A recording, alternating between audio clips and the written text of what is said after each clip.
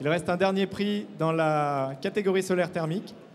Oui, alors pour la division des plus de 100 000 habitants, et je vais donc appeler Monsieur Robert Spreng, qui est chef de la mission énergie à la ville de Strasbourg.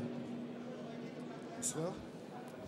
Je voudrais tout d'abord excuser notre adjoint maire Alain Yound, qui aurait dû être présent ce soir, mais qui n'a pas pu venir. Donc je lui transmets donc ses excuses.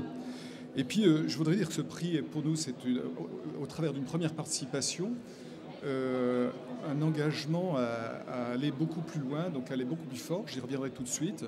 Si nous avons réussi à avoir ce prix cette année, c'est grâce à la contribution notamment d'un logeur social qui a mis en œuvre une surface extrêmement importante de capteurs solaires en toiture. Et puis grâce aussi, pour la partie photovoltaïque, à la contribution de la compagnie des transports strasbourgeois. Nous avons contribué pour une modeste part encore, mais si nous regardons l'avenir, notre collectivité va au travers de son plan climat, qui a pour objectif d'avoir une part de 20 à 30% d'énergie renouvelable, développer d'une manière très forte ces énergies renouvelables. Dès à présent, une étude énergétique a été lancée dans un quartier de Strasbourg qui prévoit la mise en œuvre d'une chaufferie collective au bois à laquelle sera raccordée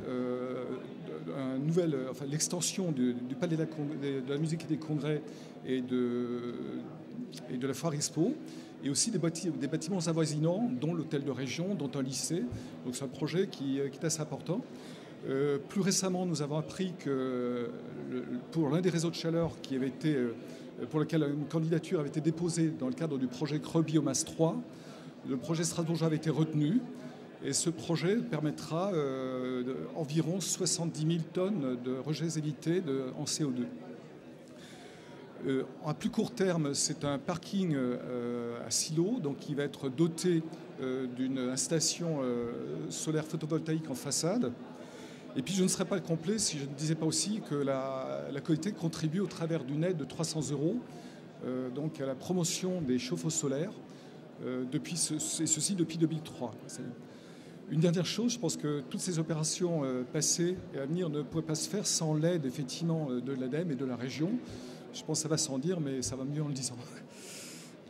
Bien sûr. Merci beaucoup. Merci. Bravo pour